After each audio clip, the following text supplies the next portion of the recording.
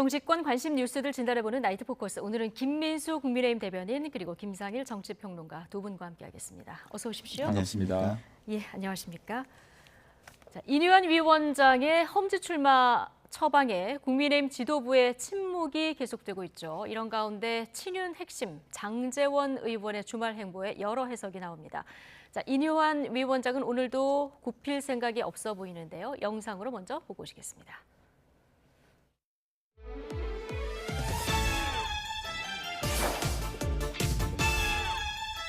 Nope. 뭐라 아파트 행사하는데 많은 애기가 장점이다 그러고. 찐이야 완전 찐이야.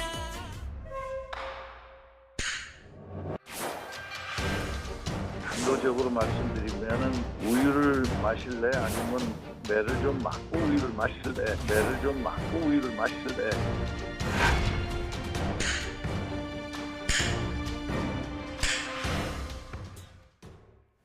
네, 자 영상 보고 오셨는데요.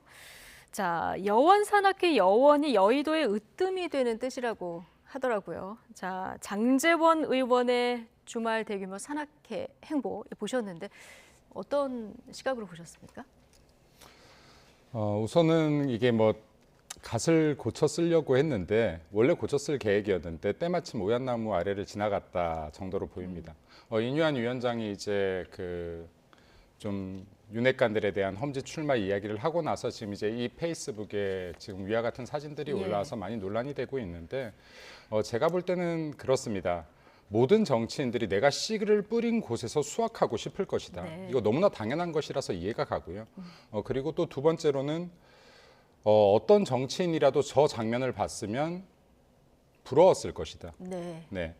저 정도 새를 교합할 수 있다. 그럼요. 정치를 5년을 했던 10년을 했던 20년을 했던 저렇게 많은 사람들, 지지자들을 한자리에 모을 수 있다는 것은 거꾸로 저 지역에서 얼만큼 열심히 했느냐를 보여주는 겁니다. 예. 네. 그래서 이런 부분에 대해서 지금 이제 중진들이나 친윤들에 대한 이런 희생이라는 얘기들이 나오는데 희생이 얘기가 나왔다고 해서 바로 실행되지는 못할 것이다. 그리고 정말로 희생을 요구한다면 명예롭게 희생할 수 있는 기회를 주어야 되지 않는가라는 또 생각이 듭니다. 네. 그래서 이러한 부분들을 너무 크게 해석할 필요는 없다. 장제원 의원이 아직까지 지금 11월뿐이 되지 않았고, 예. 네, 그리고 12월 달에 어떤 결단을 하든 좀 존중할 필요가 있어 보인다라고 판단이 되고요. 예. 그리고 지금 저 정도 사람들이 모일 정도면 저 정치인에 대해서 우선은 박수를 쳐주는 게 먼저일 것 같다라는 생각이 듭니다. 네. 열심히 네. 했다는 증거다. 부럽다. 이런 얘기 해주셨어요. 네. 자, 뭐 현장에서 보니까 나보고 서울 가라고 한다 그랬더니 지지자들이 안 돼요 막 이런 얘기하는 것도 들리고 했는데요. 자, 어떻게 보셨습니까, 김상일 평론가께서는? 글쎄요, 뭐 지금 시대가 많이 변했는데 아직도 저렇게 사람을 동원해서 뭘 하는 거는 제 눈에는 그렇게 뭐 좋아 보이진 않아요. 요새는 뭐 돈 안 들이는 정치 이런 게 굉장히 중요한 시대가 되지 않습니까? 그래서 뭐 인터넷을 통해서 소통하는 방법도 있고 여러 가지가 있는데 저렇게 저런 행사를 하는 거는 뭘까? 네. 좀 약간 구시대에 머물러 있는 것 같다 이런 생각이 전 좀 들었고요. 예.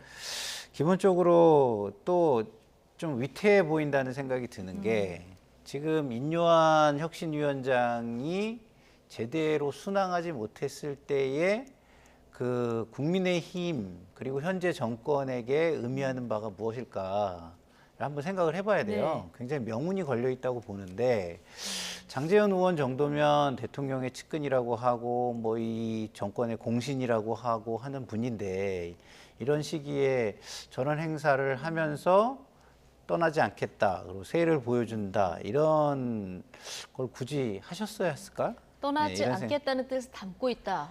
그리고 또 그렇게 얘기를 네. 했잖아요. 예? 사상을 위해서 인생을 바칠 거다 뭐 이런 식으로 네. 얘기하고 예. 화답을 했지 않습니까? 예.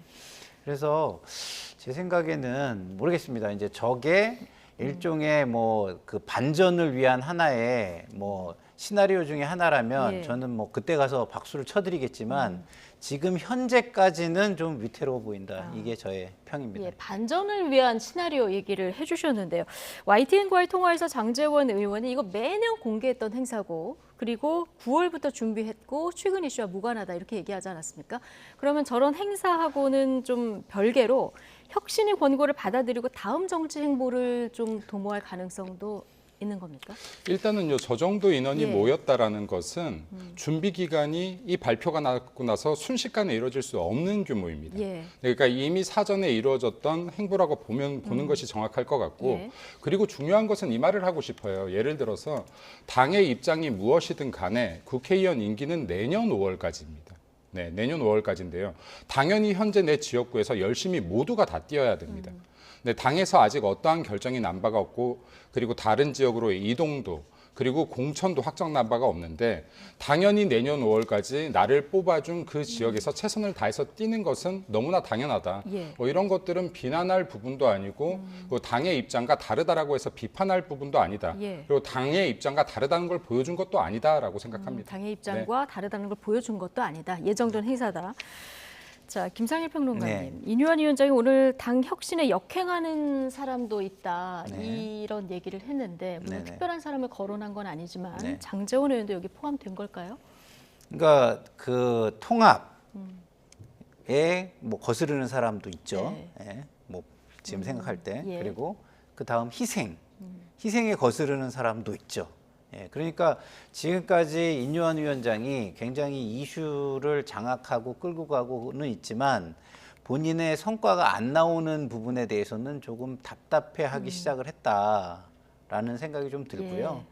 그리고 결국에는 이렇게 답답한 그 상황이 계속되다 보면은 본인이 할 수 있는 게 없다라는 어떤 절망 예. 뭐 이런 걸로 이어질 수도 있겠다 이런 생각이 좀 듭니다. 화답이 없어서 인유한 위원장이 좀 답답해졌다.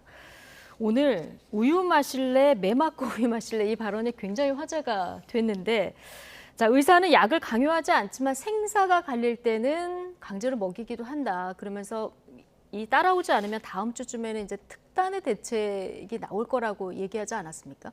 특단의 대책을 낸다면 어떤 걸 예상해 볼 수 있을까요? 감히 예단이 잘 안 됩니다. 근데 제가 여기 예. 인유한 위원장에 대해서 말할 때마다 뭐 존경하는 분이고 너무 좋아하는 분이라고 했는데 지금 짧은 기간에 굉장히 많은 걸 보여주셨다라고 생각합니다. 그리고 앞으로 남은 기간도 보여주실 것으로 예상됩니다.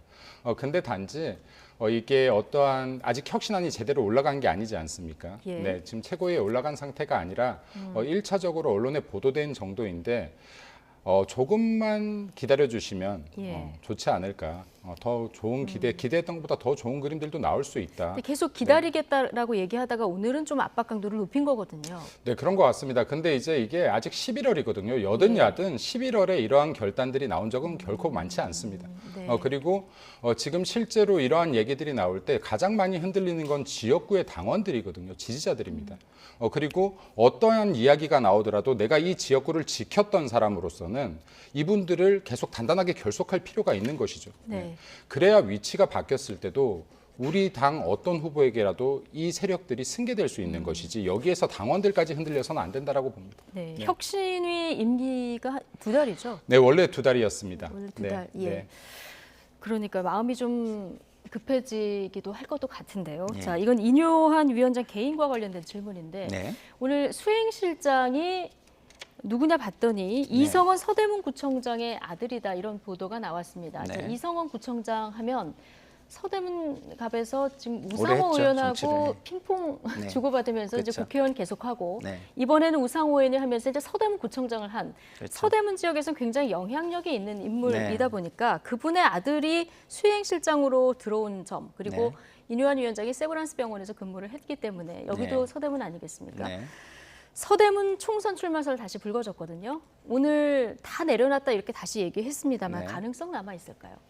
인요한 위원장을 너무 잘게 보는 듯한 느낌이 들어요. 저는 오히려 이성원 의원 구청장의 아들이 정치를 하고 싶어서 인요한 위원장 쪽으로 와서 네. 커리어 빌딩을 하는 거 아닐까? 예. 저는 오히려 그런 생각이 들었거든요. 오히려 네. 인요한 위원장을 너무 작게 보는 거죠. 그 한테 좀 잘 보여서 거기에 좀 줄 서는 이런 거꾸로 된 해석이다. 그렇죠. 예. 그 정도로 만약에 인요한 위원장을 본다면 네. 지금 혁신위원장으로서 저만큼의 역량을 저는 보여주지 못할 거라고 예. 생각하고요.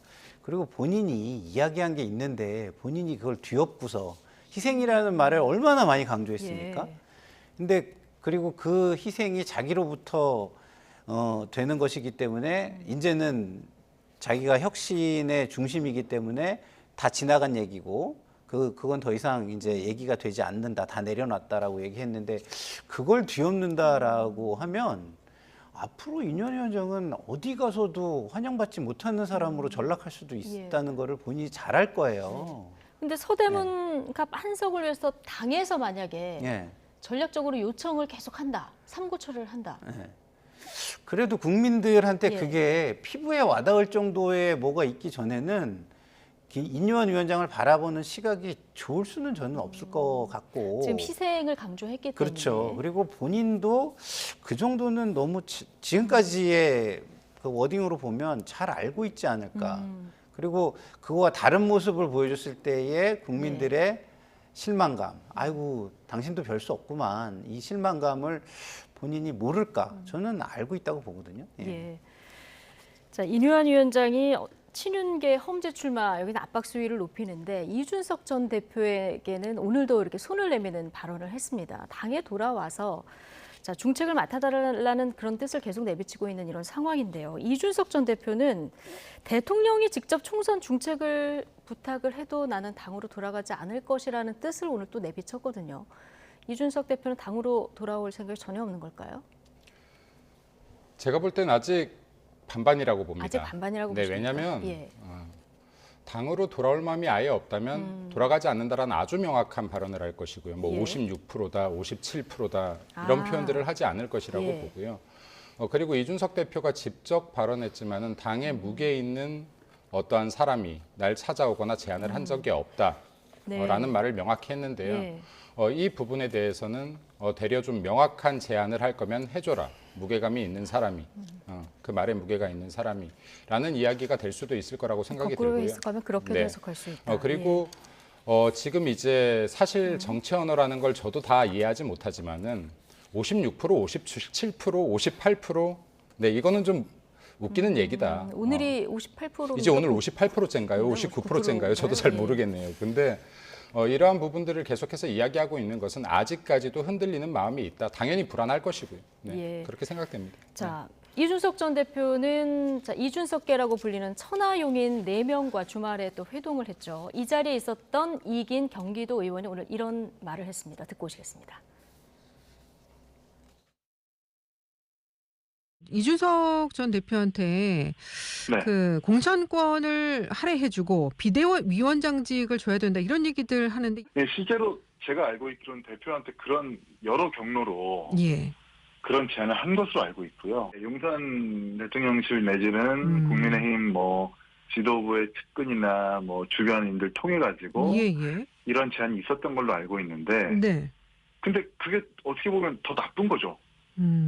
아니 지금 이준석 대표나 이 당의 개혁을 말하는 사람들이 비대위원장이나 선대위원장이나 뭐 이런 한낱 이렇게 뭐랄까요 얄궂은 당권과 권한을 달라고 이러는 것 같이 여기는 거잖아요. 네. 자, 구체적인 명단을 얘기하진 않았습니다만 이준석 대표에게 당내의 주류의 입장을 대변하는 국회의원들이 먼저 연락을 해서 비대위원장 혹은 뭐 선대위원장 제안을 했다 이런 내용을 지금 얘기를 하지 않았습니까? 물론 이준석 대표 내가 직접 연락받은 거 없다. 앞서 말씀하신 대로 그렇게 얘기를 했는데 실제로 이걸 당에서는 어떻게 파악하고 계십니까? 이준석 대표 말이 맞을 겁니다. 예를 들어서 진짜로 누군가가 저런 제안들을 지금 이기인 의원의 말처럼 했다라고 네. 하면 이 실명이 이미 거론됐을 거고요. 네. 그리고 실명이 거론되지 않고 뭐 카더라 하는 정도로 이야기가 되지 않을 텐데 그러면 이기인 의원은 없는 말을 했느냐? 그렇진 또 않을 거라고 예. 봅니다. 제가 볼 때는 이준석의 측근이라고 이준석 전 당대표의 측근이라고 하더라도 지금 이 신탈당과 창당의 문제에 굉장히 불안감을 느끼고 있을 거거든요. 그럼 이걸 다독이는 과정 그리고 자가자존하면서 이게 다독이면서 자가자존하다 보니 이제 이런 이야기들이 나왔는데 듣는 사람들, 이준석 전 대표를 따르는 사람들 입장에서는 아 저런 일들이 있었겠구나, 있었다라고 하니 좀 더 안심이 되는구나. 그럼 사실로 믿고 이야기하지 않았을까라고 생각이 됩니다. 예. 자, 그리고 또 하나만 더 말씀드리자면요. 국민의힘입니다. 대한민국 여당이고요. 여당이 아니었을 때도 제일 야당입니다. 역사가 가장 긴 정당입니다. 이 정당에서 누구 한 명에게 공천권을 얼마 떼줄게. 이거 대한민국 공당으로서 나와서도 안 되는 얘기고 있을 수도 없는 얘기다 하는 것부터 좀 명확하게 말씀드리고 싶습니다. 예. 네. 이준석 전 대표는 직접 연락한 바도 없고 저도 어떤 요구도 한 적이 없다. 이 얘기를 네. 하면서 어떤 말을 덧붙이냐면 윤석열 대통령 통치 스타일 변화 외에는 어떤 것도 내가 이야기하고 있지 않다 이렇게 얘기를 네. 했거든요. 예. 자, 신당 창당 가능성 하루에 1%포인트씩 높아진다고 했고 오늘 뭐 네. 60% 아래니까요, 아직. 앞서 이제 이건 역으로 얘기하면은 변하면 돌아갈 수도 있다 이렇게 해석할 수도 있다고 했는데 가능성 얼마나 보십니까? 얼마나 보냐? 예. 그거는 뭐 이야기대로 숫자는 그 국민들의 주목도를 높이기 위한 수단일 뿐이고요. 대통령이 만약에 99%의 변하면 어떻게 되죠? 돌아가는 겁니다. 돌아가는 거잖아요. 예. 그죠?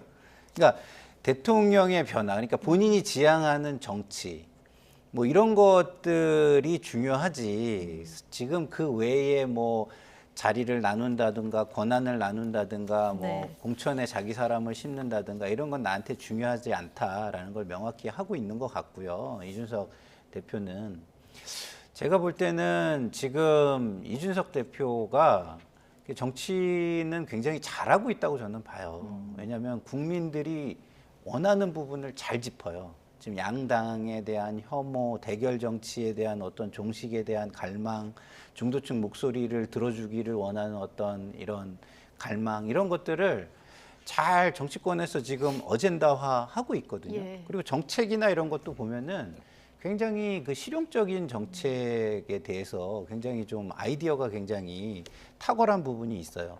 문제는 뭐냐? 그런 것들을 본인이 국민의힘에 와서 실현할 수 있느냐라는 신뢰가 없다는 거예요.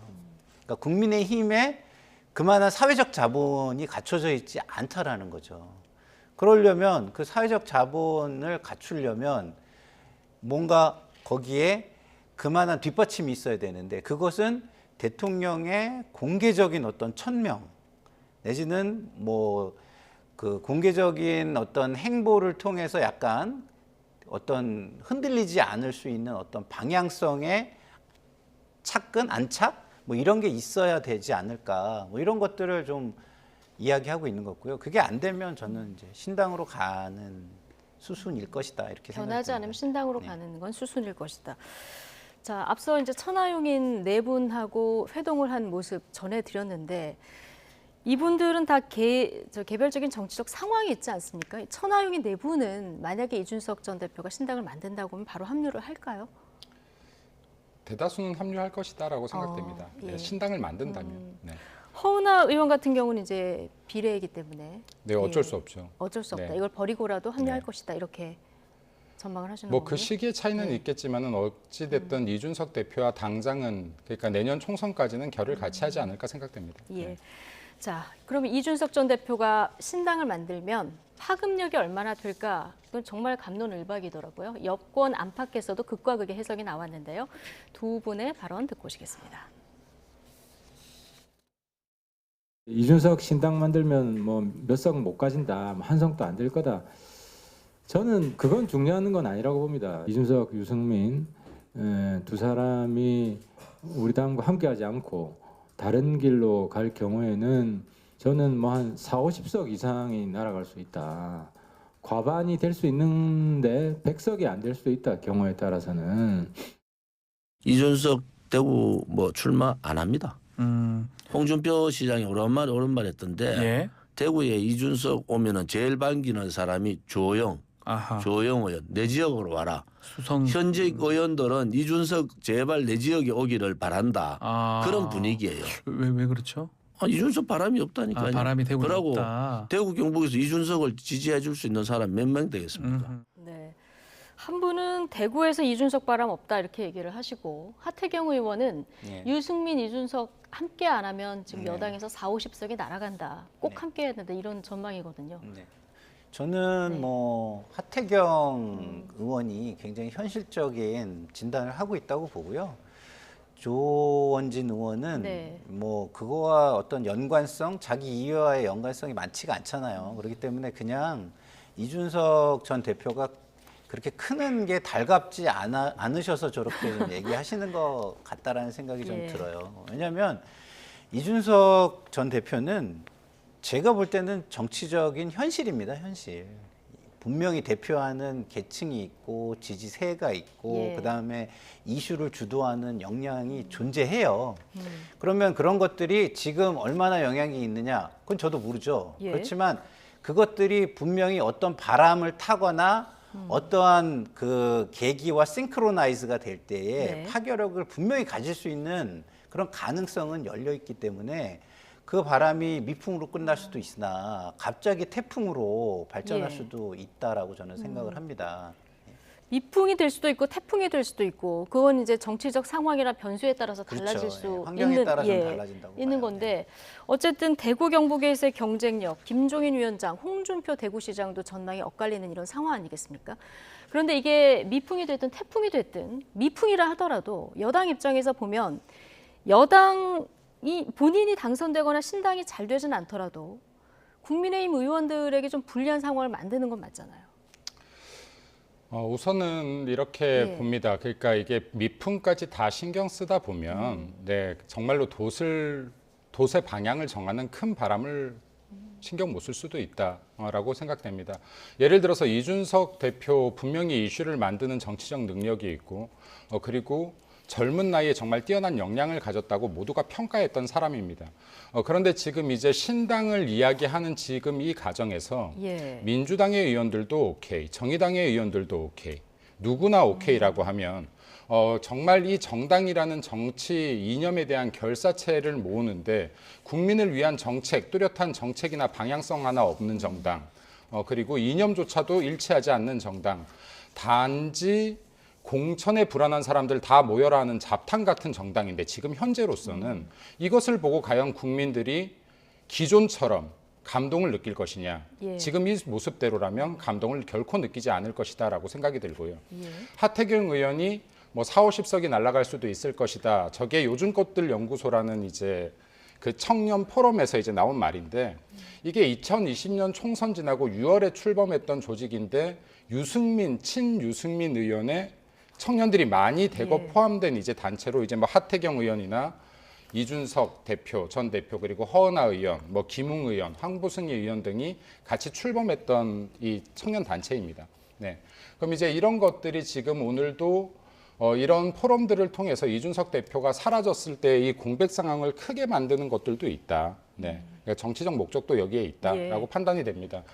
그래서 지금 제가 볼 때는 이준석 전 대표의 행보 그리고 지금 여기에 함께하는 사람들의 행보에는 불안감이라는 것이 있다. 그러니까 여기에 국민의힘이 앞으로 어떤 지지율을 받을 것이냐. 예. 이에 따라서도 행보가 바뀔 것이고요. 그리고 본인들에 대한 이 시선이나 국민 동향도, 여론 동향도 어떻게 바뀔 것이냐에 따라서도 달라질 것이다. 이거에 따라서 뭐 57%, 59%가 60%도 됐다, 59%도 됐다 할 수 있을 것이다라고 네. 생각됩니다. 앞서 네.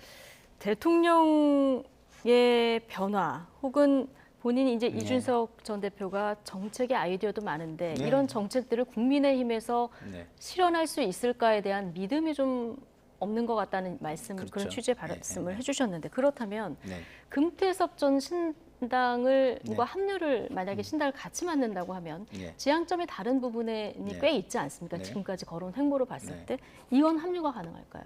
그러니까 본인이 그거에 대해서 답을 했어요. 토론을 할 수 있는 사람이라면 그리고 토론을 통해서 결론을 함께 도달시킬 수 예. 있고 뭐 선후를 정할 수 있는 사람이라면 같이 할 수 있다라고 얘기를 일단 했거든요. 토론이 달라도. 된다는 거군요. 그렇죠. 예. 예. 그러니까 뭐 막무가내인 사람, 그러니까 뭐 여성이 무조건 중요해, 뭐 노인이 너무 무조건 중요해, 청년이 무조건 중요해 이렇게 뭐 토론이 안 되는 사람 빼고는 토론을 통해서 그걸 조정할 수만 있다면 같이 갈 수 있다라고 분명히 본인이 얘기를 예. 했고요. 그리고 저는 이 이준석 당대표가 자꾸 현실이라고 저는 얘기를 하는 이유가 뭐냐면 양당의 대결 정치를 종식시키거나 새로운 정치를 원하는 분명한 여망이 있어요. 그거에 대한 욕구가 있습니다. 바람이 있어요.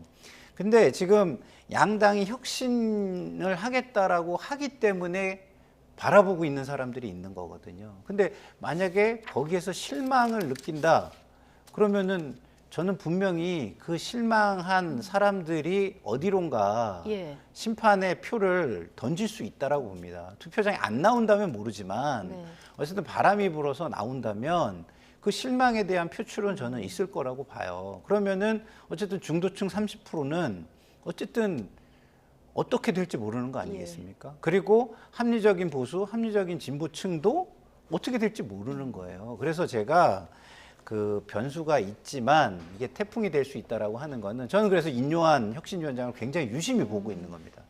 아, 인요한 혁신위원장이 좌초가 된다면 야, 이거는 어떻게 변할까 우리나라 정치가. 이게 굉장히 저는 흥미진진해요. 지금. 그러니까 인요한 혁신위가 성공해야 여당에게도 기회가 있다. 그렇죠. 그리고 민주당도 긴장을 하고 혁신 경쟁에 뛰어들게 될 것이고요. 정치권 전체를 그렇죠. 변화시킬 수 있는 전체가 굉장히 이제 바른 방향으로 나가게 될 것이고 국민이 거기에 관심을 가지게 될 거예요. 그러면 양당은 세가 있기 때문에 그 세를 유지하거나 발전시킬 수가 있습니다. 근데 그렇지 않은 경우는 국민은 다른 선택을 할 수도 있다. 저는 생각합니다. 김민수 대변인께서 손을 드셔서 네. 짧게. 아까 그 부분 말씀하셨는데 이준석 전 대표가 누구라도 대화가 가능하면 토론만 가능하다면 같은 한 배를 탈 수 있다. 왜 국민의힘과는 토론을 안 하는 겁니까? 왜 일방적인 비판을 하는 겁니까? 예, 국민의힘 본인이 속한 정당, 본인이 전 당대표였던 당, 일반적인 비판이 아니라 정말로 누군가와 토론의 노력을 해보았는지 이런 부분들에 대해서 국민들이 진정성을 평가할 것이다. 지금까지 그러니까 지금의 많이 행동에 토론해보지 않았을까요? 제가 볼 때는 지금 이렇게 뭐 출당이냐 창당이냐의 과정 동안에는 이러한 시도들이 없지 않았나라고 생각됩니다. 네, 예를 들어 정의당까지 토론의 대상으로 삼을 수 있다면 국민의당에 우리 국민의힘에 생각이 좀 다른 의원들이 있더라고 하더라도 대화를 시도해보면 좋을 것 같다.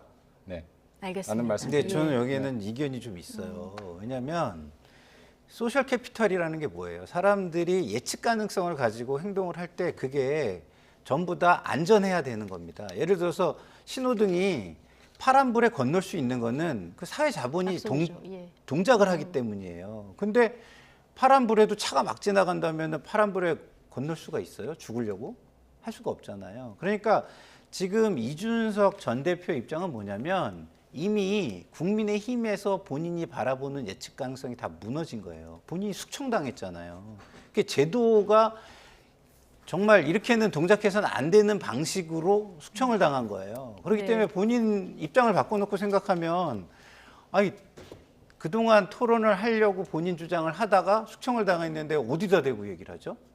그걸 얘기를 할 만한 사람이 대화를 받아주지 않는 한 다른 사람들은 의미가 없는 겁니다. 그런 경험치가 있기 때문에 지금 안 하는 거다. 그래도 당 대표도 했으니까 국민의힘 내에서 좀 토론을 했으면 좋겠다. 두 분 의견까지 듣고 민주당 얘기로 좀 넘어갈 텐데요. 자, 국민의힘 혁신위가 이렇게 바쁘게 행보를 보이다 보니까 민주당도 지금 혁신해야 된다 이런 목소리가 크고 이재명 당대표가 험지에 나와야 된다 이런 얘기가 비명계 이외에서도 좀 나왔었는데 자, 근데 이재명 대표 어제 머리하고 동네 투어하는 나 어떤데? 이런 제목의 지역구를 투어하는 이런 영상을 올리셨더라고요. 자, 어떻게 보셨습니까?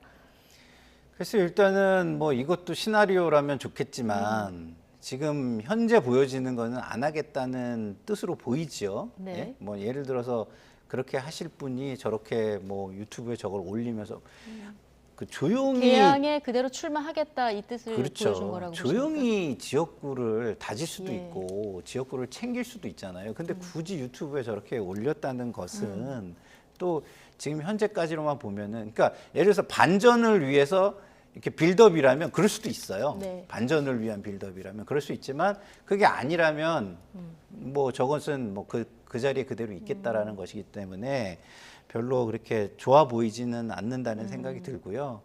민주당의 혁신은 아직 출발도 못하고 있구나. 예. 오히려 지금 뒷걸음질을 쳐도 이렇게 몰래 국민들의 시선에서 몰래 뒷걸음질을 쳐도 국민들이 모를 것이다라는 생각에 좀 안이함에 빠져 있구나. 좀 이런 좀 그런 생각이 듭니다. 아직 혁신이 시작되지 않았다는 얘기해 주셨는데요. 일단 민주당의 친명들에게서도 이재명 대표의 불출마나 험지 출마 요구가 나온다는 것은 민주당 내부에서 내년 총선에 대한 위기감이 돌고 있다라는 소리이다. 그럼에도 불구하고 이재명 대표가 마이웨이를 하고 있는데 이재명 대표는 끝까지 마이웨이 할 것이라고 예상합니다. 그러니까 저곳에서 나올 수밖에 없다. 험지로 갈 수가 없다. 왜냐하면 지금 이재명 대표에게 마이웨이가 아닌 길, 험지나 불출마는 결국에는 본인의 사법 리스크를 네. 더 강화시키는 일이다. 본인에게는 이 길 외에는 구속의 길뿐이 없다라고 판단하고 있을 수도 있다라고 생각이 됩니다. 그래서 본인에게는 사법 리스크를 좀 더 방탄할 수 있는 길, 더 안전한 길을 찾을 수밖에 없는데 그러기 위해선 결코 불출마나 험지 선택은 하지 않을 것이다라고 판단돼야집니다. 예. 아니, 자, 사법 리스크 얘기하셨으니까 오늘 그 법원의 정치권 이목이 좀 집중되지 않았습니까? 이재명 대표 위중교사 사건을 대장동 사건하고 병합할 것인가 말 것인가 이 정치권 초미의 관심이었는데요. 법원이 별도로 재판을 하겠다 이렇게 결정을 했어요. 이게 정치적 파장을 앞으로 어떻게 예상하십니까? 일단은 뭐 법원은 관례나 여러 가지 상황에 따라 판단을 하는 거니까 존중돼야 된다고 저는 생각을 하고요. 일단은 별도 심리를 하면은 속도가 조금 빨라질 수가 있잖아요. 이게 총선 전에 그렇죠. 위중교사 사건은 그러면 1심 판결이 나올 수도 있는 상황이에요. 나올 수도 있고 안 나올 수도 있죠. 있는 상황인데 만약에 나오게 된다면 그 파장은 크겠죠. 근데 이제 안 나온다면 뭐 파장은 저는 없을 것이고 나온다면 그 유무죄에 따라서 총선은 상당히 출렁일 거라고 저는 생각합니다. 근데 이재명 대표 어쨌든 법원에 출석하는 날이 더 많아지는 거 아니겠습니까? 그렇습니다. 네. 지금 저 이제 분리 재판이 되면서 이재명 대표 입장에선 굉장히 부담스럽고 지금 곤혹스러운 입장일 거라고 생각이 듭니다. 그리고 만에 하나라도 아까 말씀하셨지만 총선 전에 판결이 안 좋은 쪽으로 나온다면 이재명 대표에게는 사실 정치적인 입지가 굉장히 흔들리는 사건이 될 것이다. 네. 그렇기 때문에 지금 이제 뭐 총선에 나간다라고 하더라도 표로도 연결될 가능성이 있을 것이고요. 그래서 이제 이재명 대표가 가장 두려워하는 부분들 중에 하나가 이제 내관이 건드려졌다 정도 보면 될 것 같고 그렇다고 하면은 이재명 대표 입장에서는 더 튼튼한 지역에 나가서 어떻게든 당선이 되는 길을 택할 것이다.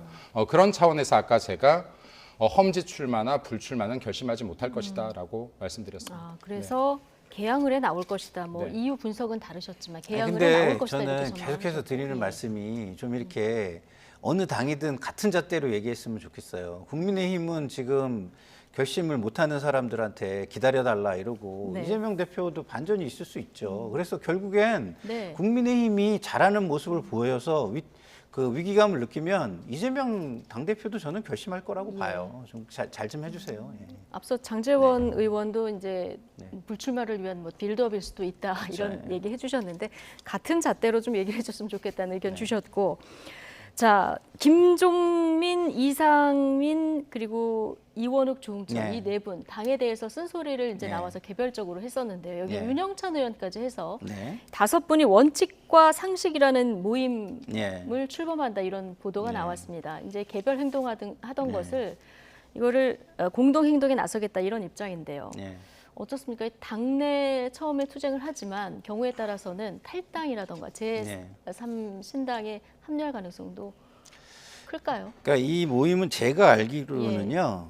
이게 이제 원칙과 상식 가칭인데 뭐 이게 뭐 원상 회복 뭐 이렇게 이름을 좀 바꿀 수도 있다고 원상 해요. 회복? 그러니까 원칙과 상식의 회복.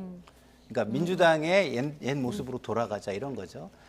그러니까 이게 지향점을 중심으로 모이는 거지 단순히 뭐 세력을 확장하거나 내지는 뭐 우리의 어떤 뭐 주도권을 확보하거나 이러기 위해서 모이는 것은 저는 아니라고 저는 알고 있어요. 그래서 다시 말해서 민주당이 과거에 가지고 있던 원칙과 상식으로 돌아가자. 그리고 그런 주장을 앞으로 뭐 조금 더 그 결집력 있게 예. 해 나가겠다. 이런 천명으로 저는 정치적 알고 있지. 지향점이 같은 의원들이 앞으로 더 합류할 가능성도 있다고 보십니까? 그렇죠. 그러니까 예. 앞으로 이 목소리를 강하게 내겠다라는 거고 그게 예. 민주당이 과거에 어떤 가지고 있던 가치 뭐 이런 거를 그 계속해서 되살리고 부각시키는 쪽으로 가면 뭐 사람들은 당연히 뭐 더 합류할 수 있다라고 생각합니다. 네. 자, 마지막으로 이 얘기 좀 해볼 텐데요. 지난주에 송영길 전 대표의 출판 기념회장에서 나온 송 대표의 거친 발언 파장이 오늘까지 좀 이어졌습니다. 한동훈 장관을 겨냥한 발언이었는데요. 한 장관의 반박이 있었고요. 그리고 오늘 민영배 민주당 의원의 송 대표 지원 사격으로 또 이어졌습니다. 자, 이 단초가 됐던 송 대표 발언 먼저 듣고 오시겠습니다. 여러분 내년 총선을 위해서라도 한동훈을 반드시 탄핵해야 된다고 생각합니다. 맞습니다.